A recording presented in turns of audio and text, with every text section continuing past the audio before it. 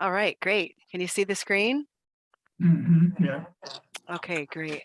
Good evening, everybody. Thanks for having me. It is an honor to be here. Um, so it's nice to see some familiar faces and some new faces with Carolina Wetlands. Um, the topic of tonight's webinar is on wetlands and climate change. You know, two two favorite topics of mine that we don't often blend together in our day-to-day lives, but are definitely related to each other directly and indirectly. Um, I probably won't be taking up the entire time I have allotted for this evening, but um, I think that's good because I would really like to, before I get started into the slides, put a little seed in your head to think about um, where you may have seen storm surge, um, where there's wetlands nearby, where there might be marshes nearby, and what you saw those wetlands do as a result of a storm. It could be any storm, hurricane, tornado. Um, I'd like to hear folks' stories at the end of this webinar, and maybe we can kind of share some observations we've had over the last 10 years. So this is a great topic. It's timely for American Wetlands Month. So let's see, advancing my slide here. Just a quick overview of the presentation, and then I'll kind of get into some more slides. But going to talk about climate change first and what it is. There's a bunch of definitions out there. And then I'm going to go into the wetlands role, the roles of wetlands in climate change, and the importance of their protection.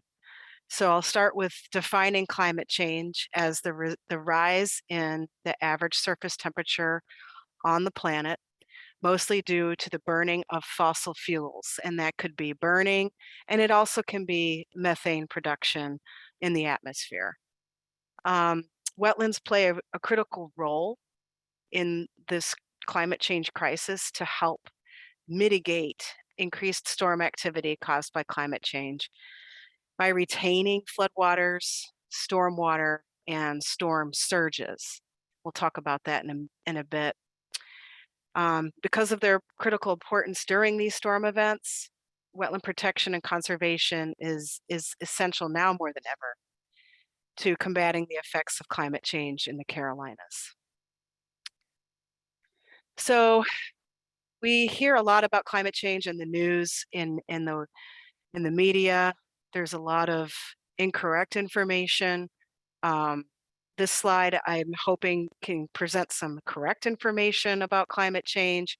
I put up the very top of this, the definition by NASA, that it refers to the long-term change in the average weather patterns that have come to define our local, regional, and global climate. Different factors that we see are increased temperature. So for some local examples of increased temperature in North Carolina, at least, just in this past decade or so, we had the warmest 10-year record, the warmest 10 years on record, and some droughts as a result of that. Some pretty significant droughts if I think back to like the 2009 and 8 period. 2019 saw a brand new record for the warmest overnight low temperatures in the recorded past.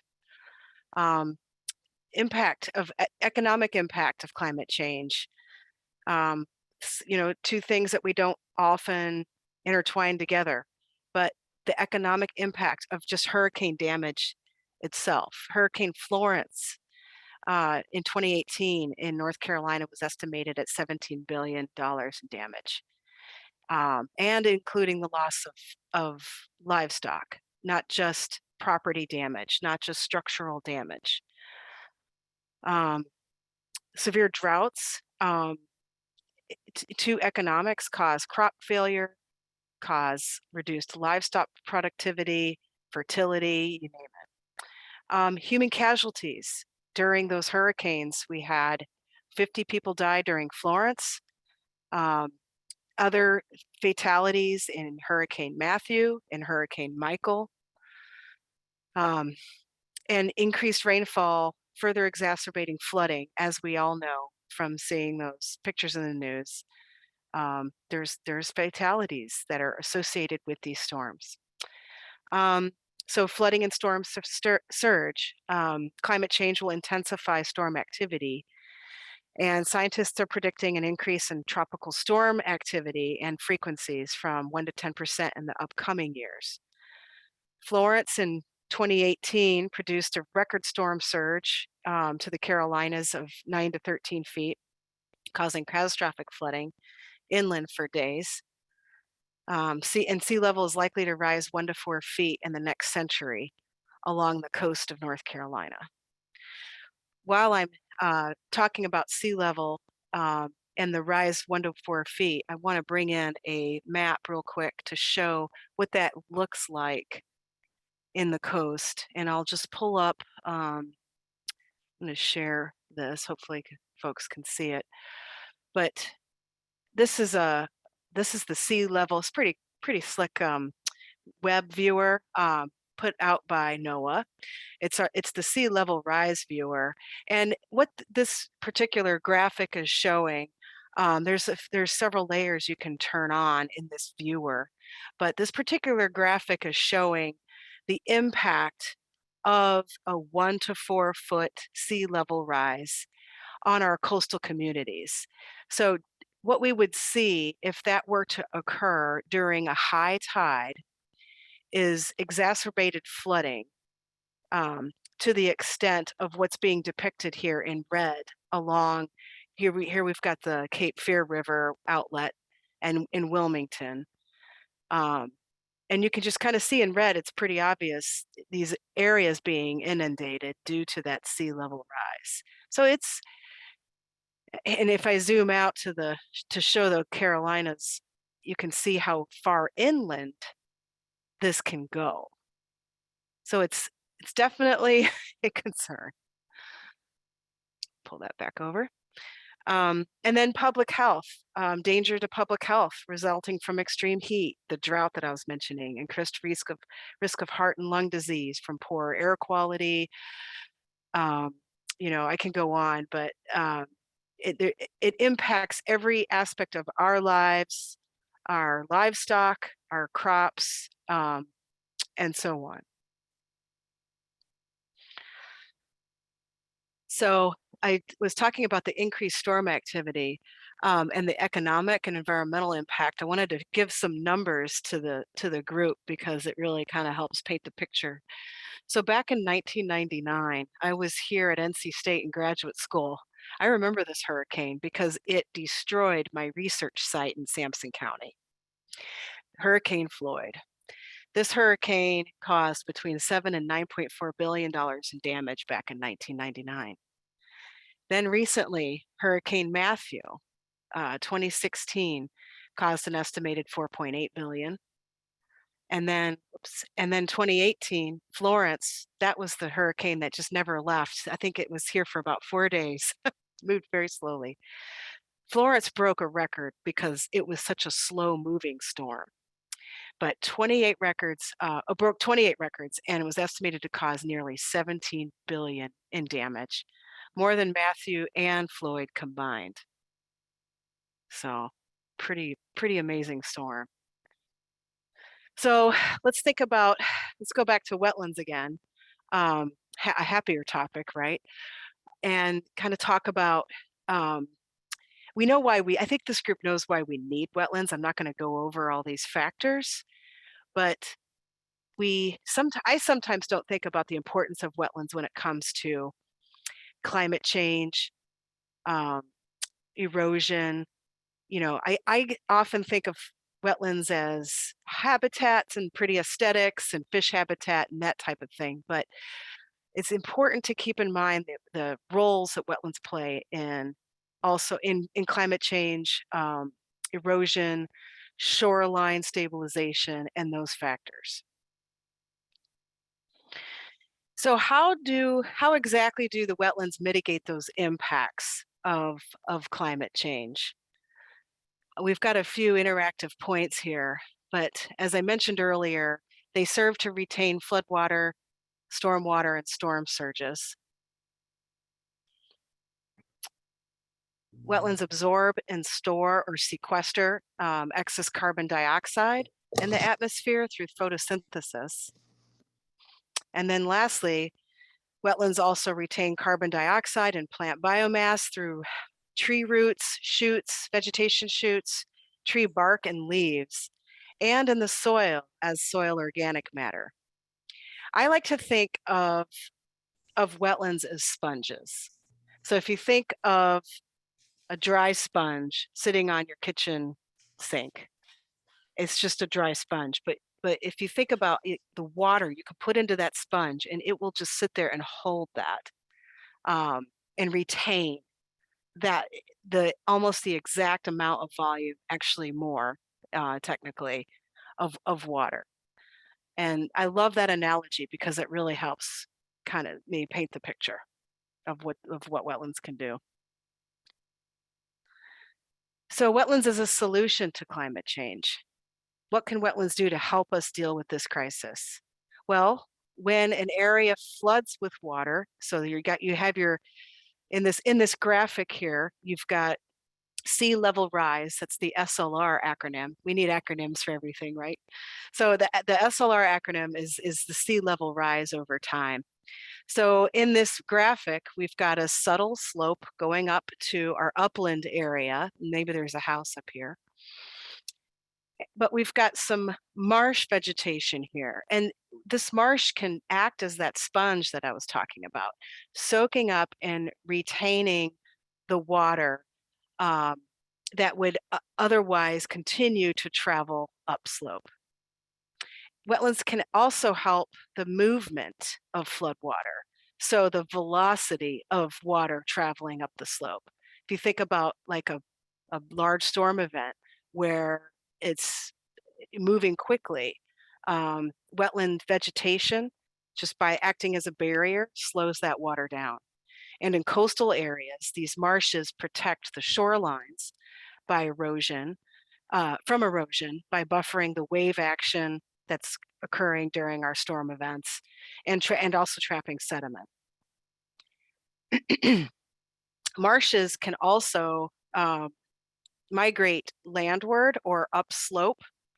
We're seeing this more and more often now along our coasts due to climate change and the warming of the atmosphere being welcoming to coastal vegetation and various species like that warmer environment. They're moving upwards, they're moving in.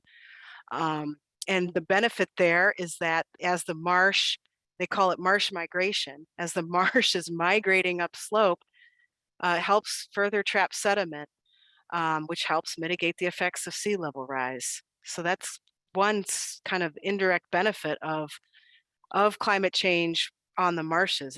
It's actually kind of helping the situation, or help alleviate the situation, I should say. So we know that this group knows that it's important to protect and conserve these wetlands for not only shoreline protection, storm surges, or stronger storms, but how do we do that on our day-to-day, in the day-to-day, situation that we're all in? So avoiding the development is kind of an obvious one, or the impact.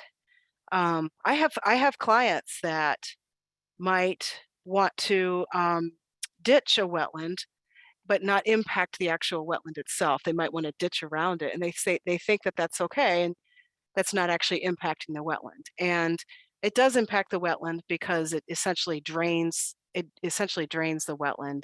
It doesn't hold the water. It now is just conveying the water somewhere else downslope to become a problem somewhere else. So for sure, avoiding development, avoiding filling wherever it is possible, and avoiding ditching. When planning a home site, thinking about avoiding the wetland areas, even if it's a shed or an outbuilding, consider placing those structures on an upland part of the property. Farm field expansion, expanding existing farms, if that can be avoided, or if you can convert the farms to something else that doesn't need ditching is an option.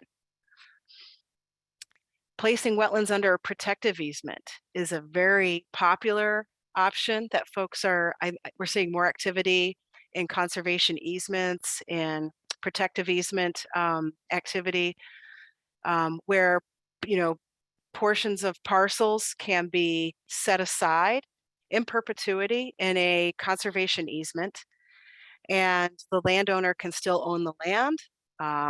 They set up various regulations to honor the easement while still living on the property. And then there's some great tax incentives. So that is a wonderful mechanism for protecting wetlands privately owned. And then lastly, installing a living shoreline is a wonderful way to help mitigate storm surge activity. If you look on the graphic, the photo on the right, this is a lovely example of a living shoreline given to us by our friends at Restoration Systems. That's got a nice marsh fringe wetland planted with a little bit of maritime forest kind of scrub buffer around the home. So there's a bunch of mechanisms here. There's more than these, but these are some of the best ways in the Carolinas to help and protect and conserve our wetlands. A number of programs have been set up in the Carolinas to do so. I'll go through these quickly. Some of you, I'm sure, are very familiar with these programs.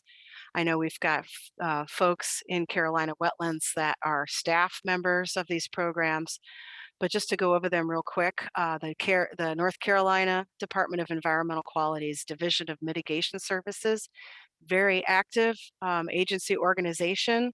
They do some great work with mitigation, setting up mitigation sites across the state that help mitigate and deal with our loss of wetlands from development. The North Carolina Coastal Land Trust, these folks focus on coastal lands along that map I showed earlier, the NOAA map, focusing on protection of wetlands and wildlife corridors.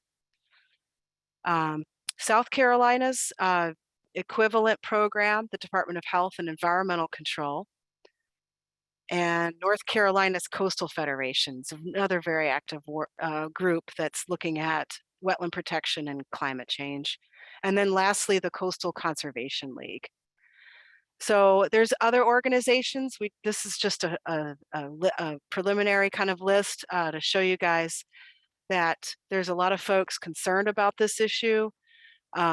We certainly here at Carolina Wetlands are very active on this issue, communicating the importance of wetland protection and conservation to our coastal communities, going out there, visiting the various municipalities, Horry County, Edenton, to name a couple. I know that Rick and Kim and others have been really active out this way, and we need to keep at it. I think, the future's bright with this, but it's really important to, wherever we can, communicate the importance of wetland protection and conservation, not just for the biodiversity and the pretty herps and the aesthetics, but also for this climate change issue. It's just going to become more important in the future. So that was really all I had. We would love to hear some questions or some observations that folks have seen after those various storms I was bringing up, or other storms that you may have been in or saw. So yeah, I'll just open it up. Thank you.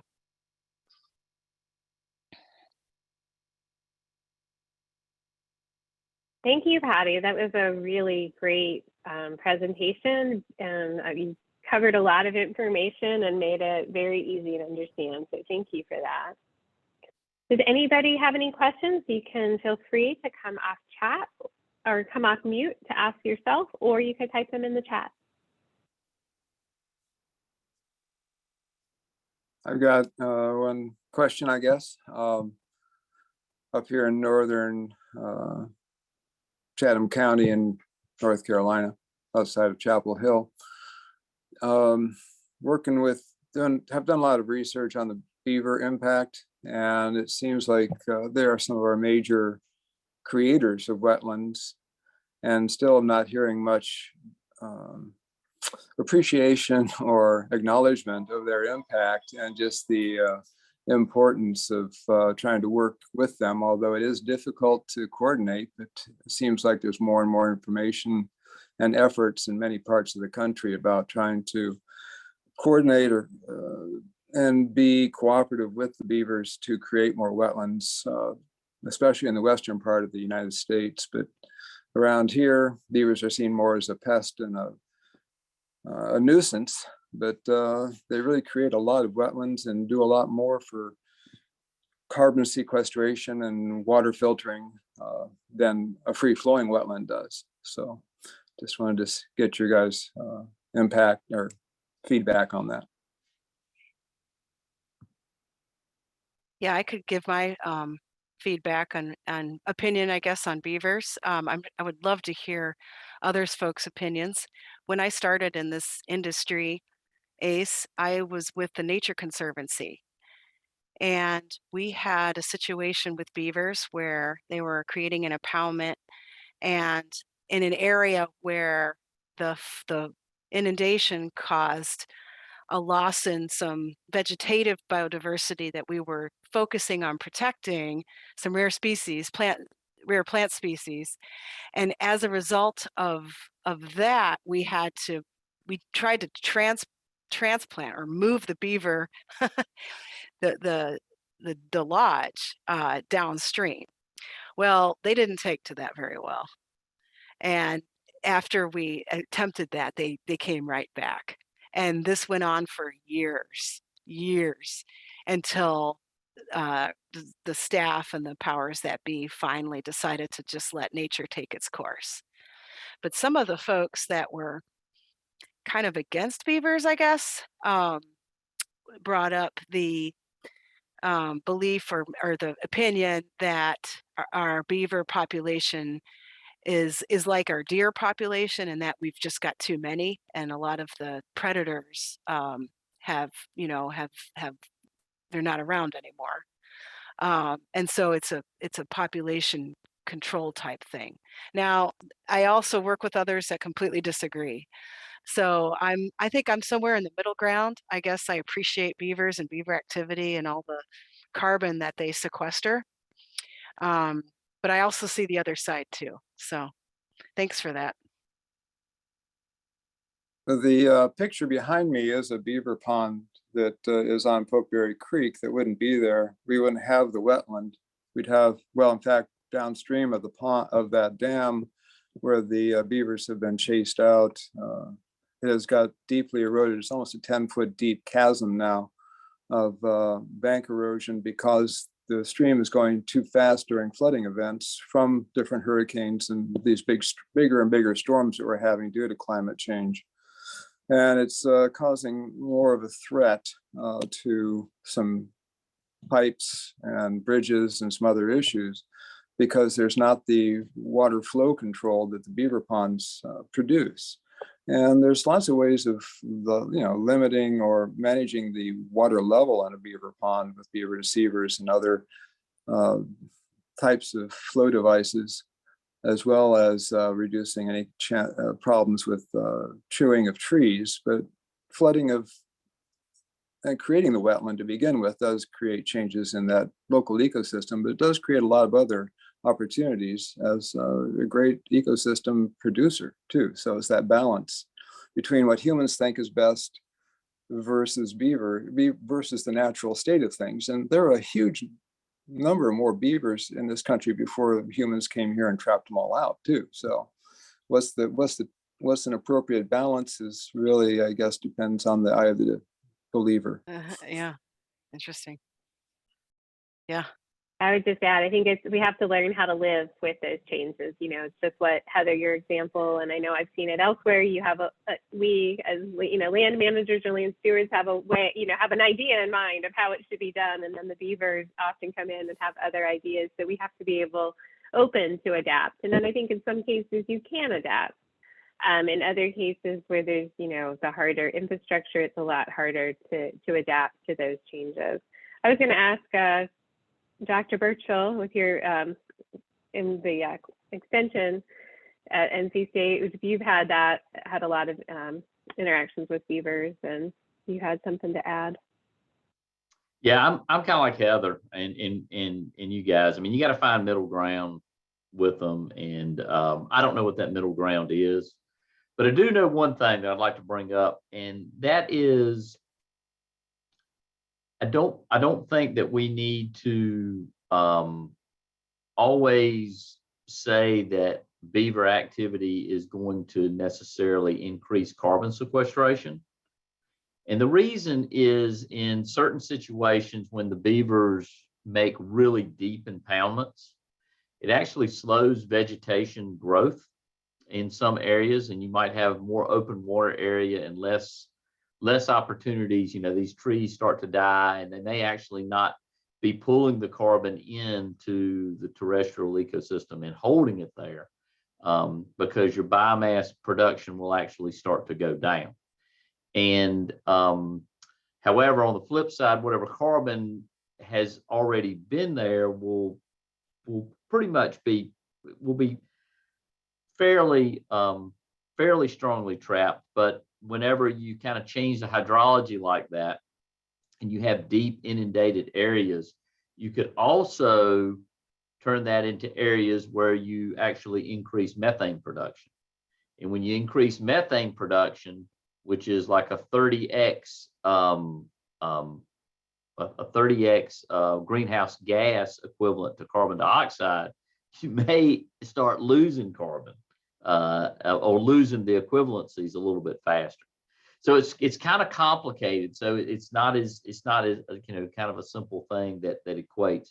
It does depend. Now, if you've got a really, really dry area that's been losing carbon for a long period of time, and beaver come in and make it somewhat soggy, you have changes in vegetation and it's still highly productive, those areas would be sequestering more carbon. So it just kind of depends. Yeah, I will add to it. It is a balance that needs to be discovered, since, you know, the ecosystems have already been touched by us, and so that's a concern. But I know that one of the areas that we have been looking to do some work, one of the complaints we got was beavers actually flooding some of the people's homes.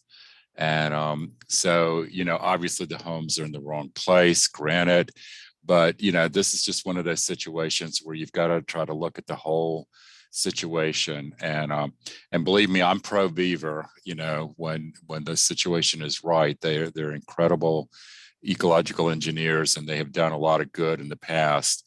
But, you know, it's a different world now because we have touched so much. And we have to find that balance again, where we can use the beaver in the right situations and live with them, and at the same time, hopefully not cause problems for some people that we're actually trying to help. I'll tell you real quickly that water quality can really be improved by beavers.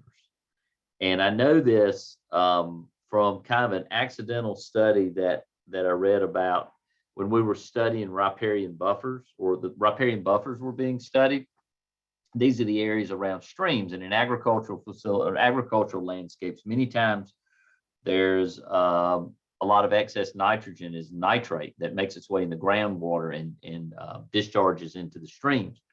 Well, what the beavers were doing is that they were impounding this particular stream, which made the water level in the stream go up, and also the water tables in the buffers went up as well. So as that nitrate passed from the terrestrial areas down to the streams, it was passing through areas that didn't have much oxygen. And when that nitrate gets into those areas, there's microbes that actually denitrify and use that as their electron acceptor, like we use oxygen, and they will reduce that nitrate. And so they did measurements, and downstream of the buffers, the nitrogen levels or the nitrate levels were far less than they were upstream of the buffer of the beaver pond. So it's they really, when they back that water back up into those areas, in agricultural areas in particular, they can really improve water quality.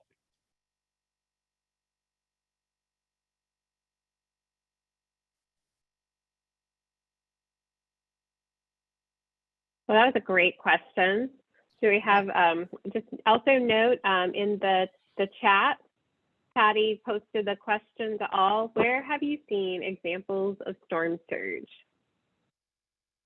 So I know I posted Highway 12, North Carolina. That road's always overwashing.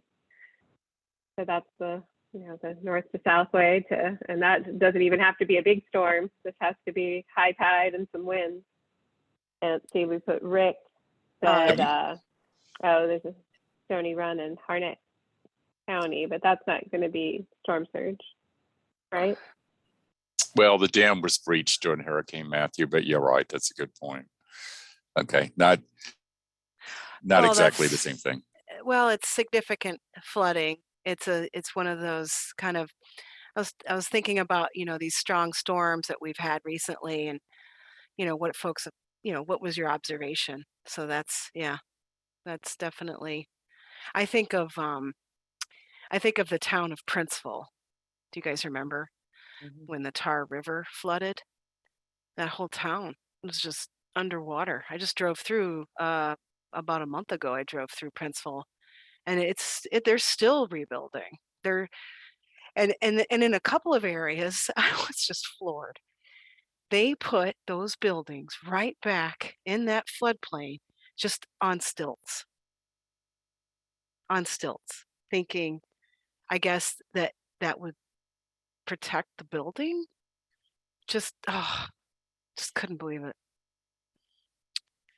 And yeah, I was going to say, for Highway 12, I was out there back in December doing some birding, and the bridge across Oregon Inlet, they've been moving that bridge further and further inland because it just has been getting hit so hard.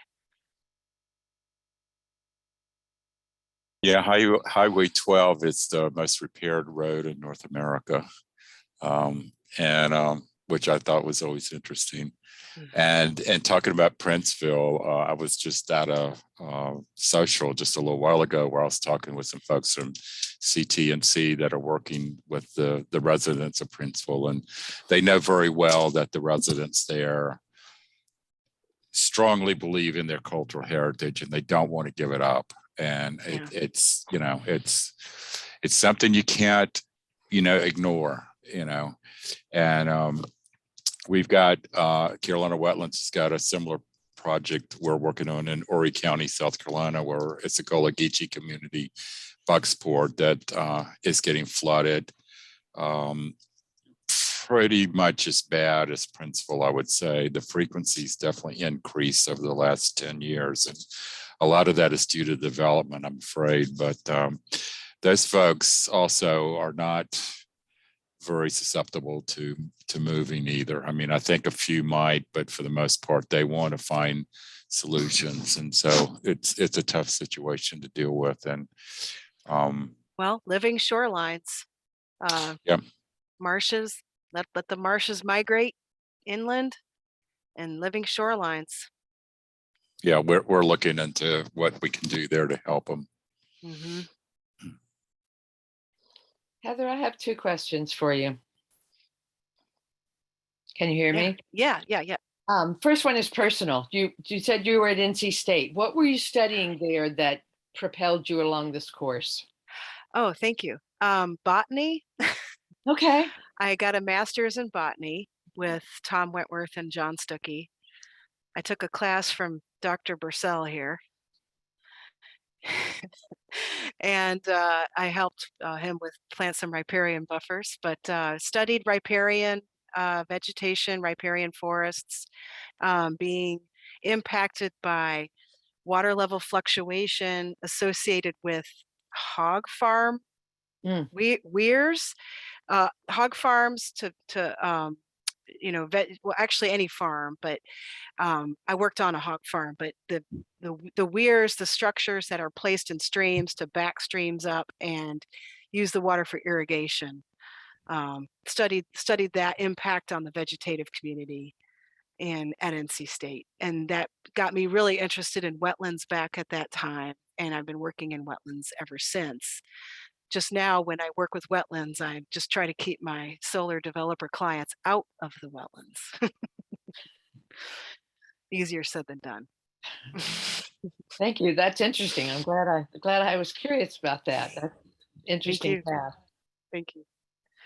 The other thing I wanted to ask, for a long time we used the term global warming, and gradually that term has disappeared now and moved on to climate change, which is actually a really mild, innocuous term, climate change. And I'm starting to hear some words more like climate collapse or something stronger. Do you hear any of that, like the vocabulary changing again into something that is more reflective of the actual catastrophes that are ahead of us? Well, and I'd love to hear what other folks are hearing or seeing. In my industry, we do hear climate collapse, especially associated with projects that we might be working on up in Alaska, upper Canada, where we're dealing with really fast thawing events and trying to work with our clients to come up with solutions on dealing with that thaw, which results in just enormous, tremendous amounts of water. And, our clients are gas pipeline owners. They're Indian tribes, you name it. And all of them are dealing with their own sets of issues, socioeconomically, economically, safety, all of those things come into play. And during those types of projects, I hear climate collapse a lot. Okay. Yeah. I don't know what other folks if anyone has anything to add. I've been hearing climate crisis and climate emergency, but especially climate crisis a lot. Interesting. Thanks for that. That's a good question. Thank you for your responses. Yep. What did you say, Rick? You've heard crisis and emergency?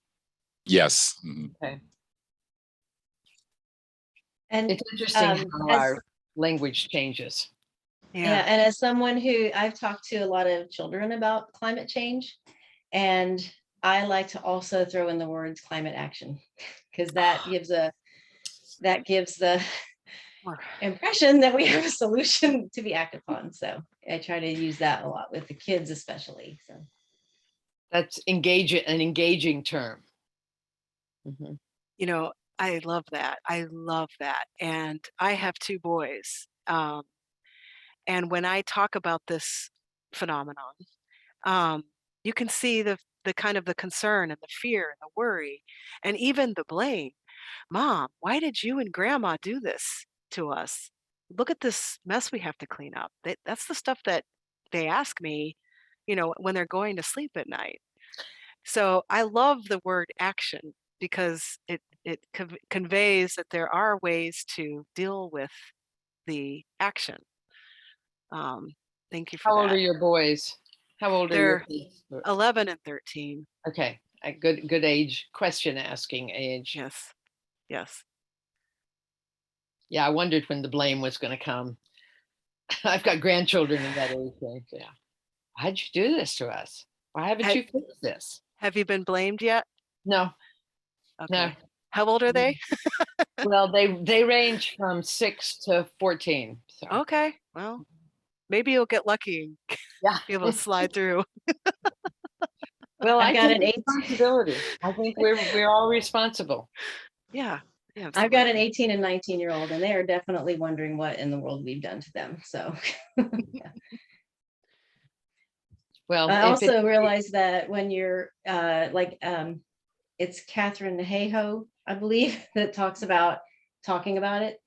And if we, the kids are not afraid to talk about it now. And that's why it is nice to bring in some of the more, positive solutions to the conversation, especially with young people like that. But yeah, she's just convinced that if we've got to stop being afraid to talk about it, which I think has changed already over the last 5 years. We've got people in town councils are now talking about climate change that weren't doing it 5 years ago. So That's thanks so to Rick true. Savage.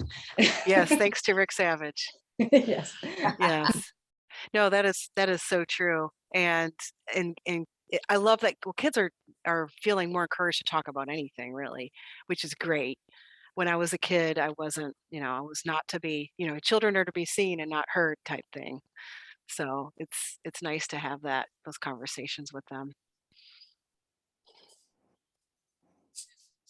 Going on to the what can we do, as we've discussed pretty well on the benefits of wetlands, and it seems like, well, we need to make more wetlands and stop draining them and stop developing over them or around them and things. So where does your organization, your business sit with trying to, you said you're trying to keep your one of your business partners there from developing in a wetland, which is great, but you're more an advisor, right? Or you're a contractor to help them work out the legal aspects of how to do what they want to do in an area. So it seems like it's kind of a difficult dance to try to protect the wetlands, but yet advise them on how they can use the land, right? Yeah. Very So difficult. how do you place dance to that? be. It's a dance. It is a dance. It's a balance. It can depend on the actual site. If they're in for space, they might be more inclined to impact a wetland area just because they need the space. So it then becomes kind of an educational piece where I convey to them, I'll send photos of the wetlands that they have on their property after I've delineated it or marked the boundary, send photos of it. If I can catch a bird flying in and out, a blue heron coming in, I'll actually send them the photos and say, CVS Pharmacy, dude, look at this great heron you've got in this wetland you have here. It's right here. Your customers are going to love to see that when they drive in and park in the parking lot. Why don't we make the parking lot a little bit smaller so that we can make enough room for those beautiful herons and egrets? Look at this, there's ways you can sell that wetland to a developer that might be thinking on the more economic benefit of a wetland. And so that's the dance. It's a balance that you have to play every single day as a consultant. Believe me, it's not for everybody. Consulting is you have to thick skin and be able to handle just about anything thrown at you. So they tried to do, some developers here in North Carolina in our area tried to change the buffer for Jordan Lake so they could get another 50 feet closer to it, which would have impacted a lot of the shoreline. And unfortunately, there is a lot of business support and developer support within the legislature. So legally, there's complicating factors that way beyond, of course, what you guys would be up to. But in the little wetlands behind me, that is a conservation easement and also mitigation bank to create the development that's on the other side, basically over my hat. On the other side is Briar Chapel, a very large development. Oh yes, I know that site.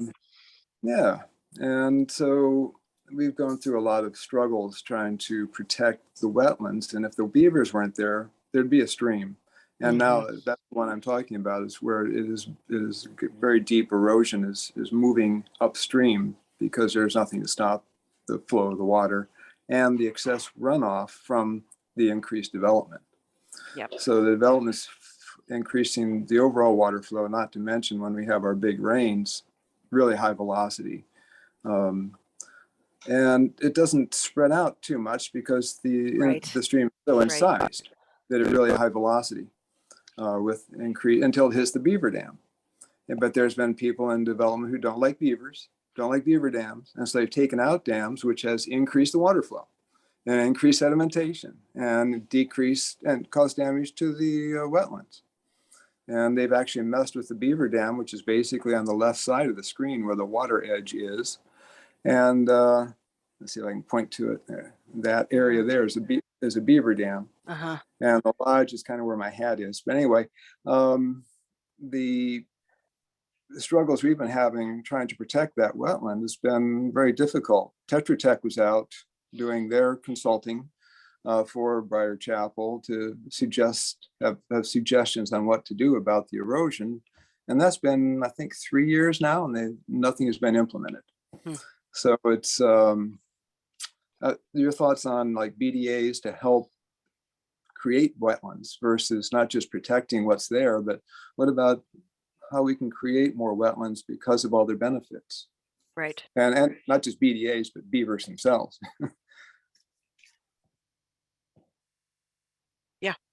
I mean, there's so many applications for beavers, but to create wetlands just to slow water down and doing it near development, because that's where, that's where water's going to be traveling the fastest, right? Doesn't have the impervious surfaces to slow it down. Yeah, that's a good point.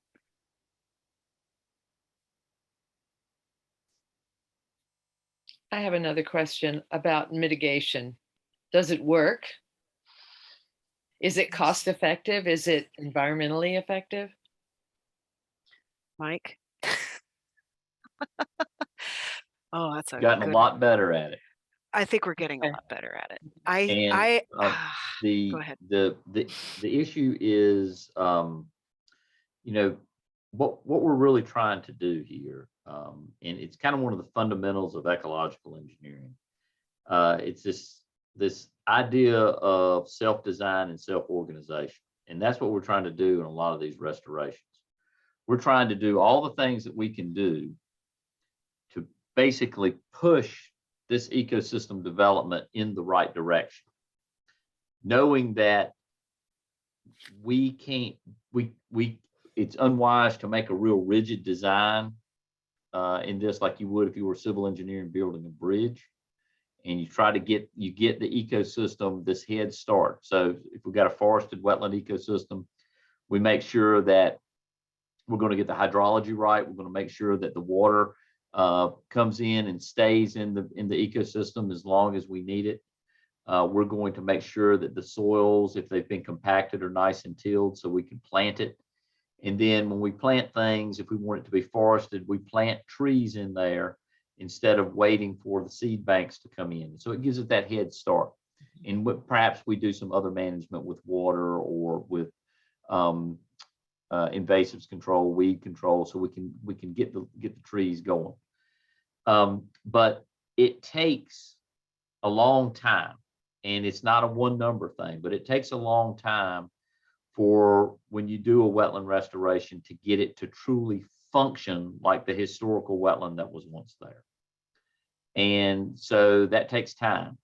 And if you think about it, we've really only been doing this. We've been doing this in earnest for 30 or 40 years. So you could argue 50. But if you walk into one of these natural wetlands and you look, and even if it's been logged over 50 years ago, most of those trees are 50 years old. And so we're just now learning whether or not we're reaching some of these functional equivalencies. And we haven't done a really good job. There's not a lot of money after we walk away from these projects to do these long-term monitoring projects to see whether or not we've actually reached it. And there's a lot of discrepancies about, well, how do we measure the functional equivalency? Do we do it based on water quality? Do we base it on vegetation? Do we do it on soils? So it's a really complicated thing.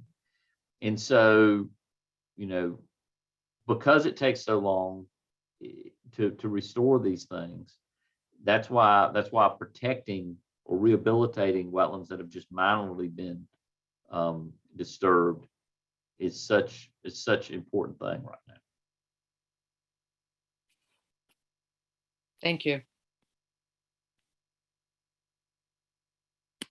Would anyone be interested in explaining what salinity means and how that is impact? I think, Kim, you had put in a note about salinity impacting animal and plant communities on the coastal wetlands. Could you elaborate on that? I can take a stab Sure, at it. there's- Oh, you wanted to, go ahead. Go ahead. Go ahead, Heather. Go ahead. Well, I'll just take a stab and then I'll let you, you may have some good insight as well. But for me, I guess for me, I see salinity as the concentration of salt in the water. As salinity increases in our coastal wetland systems as a result of sea level rise, the vegetation community responds, and animals, invertebrates, I should say, not just vegetation, but everything really responds to that change in salinity. Some species are tolerant, die off. Some are completely tolerant, thinking of Spartina, or marsh grass. Others are completely intolerant. And so what we'll see, I believe, as we watch sea level rise, is there's an ecotone between saline marsh environments, and we've got the brackish system, and then we've got our freshwater systems, right? As that brackish system moves upslope, I think we're going to see that response in the vegetative and animal community accordingly. I'm sure folks are measuring that. I'm not part of that work, but I definitely think that salinity completely, Patty, I think it completely changes our community. You know, who's measuring it? Yeah, Farmers. go ahead. All of the nice conduits that we built in Eastern North Carolina to help farming, many times are connected to these areas where the salt water is coming back into these farms now. By conduits, do you mean like culverts, ditches? Ditches, yeah, I'm sorry, Yeah, ditches. ditches. Pronounced. Yeah. Yeah, no, And I would that, just add to, I was just going to add with our changes also where you have, these high rain events coming through. So that's flushing out, having fresh water, in the system. But then when we have extended periods of drought, that's when we're seeing the salinity go further and further upstream in our watershed. And so with that, that's when we're seeing real changes in the plants. It does affect, shoreline stability, the ability, the marshes, as that vegetation changes, they're, impacted, they don't grow as well. And so that can cause a lot of the marshes to break apart. Open water comes into those systems and then further degrades our coastal marshes. And down, like in Florida, it's really impacting the extent of mangroves. So mangroves are a lot different than marsh grasses, and how that impacts, the coastlines. Hopefully it won't get so saline and warm that we'll have mangroves in North Carolina, but that would be what was the word that we were using? A climate catastrophe. Catastrophe. Collapse. Yeah. I just want to be aware of everybody's time. I know we are at 8 o'clock into the hour, so. I could just have one I don't know, other. Patty, did you? Go ahead. That in terms of what we can do, I think another thing I'm wondering if CWA wants to get or what work you've done with legal state laws to help with wetland preservation. And I think I don't know what South Carolina's law is, but I know North Carolina, you can't move a beaver off a property, and they are considered, very open season for hunting and such.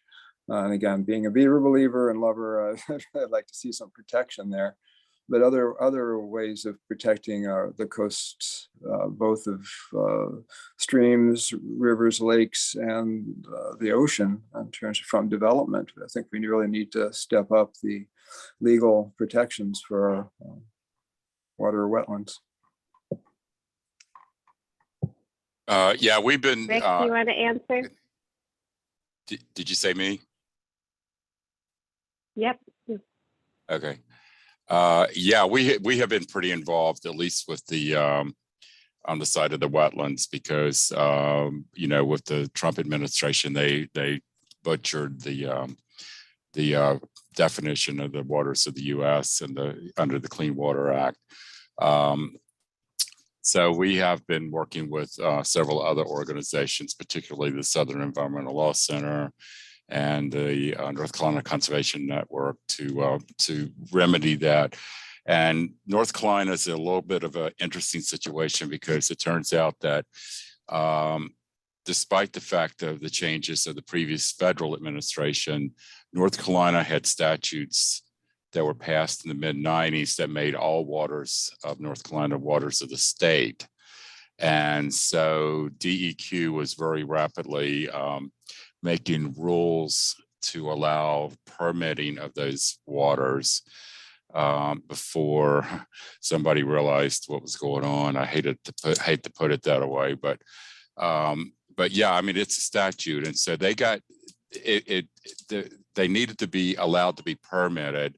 Otherwise, they were up in season to be taken, you know, because they were no longer protected. So permitting actually does protect a lot.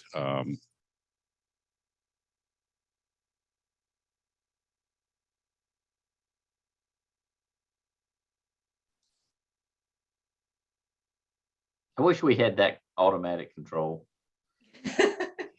It looks like Rick has frozen up on us.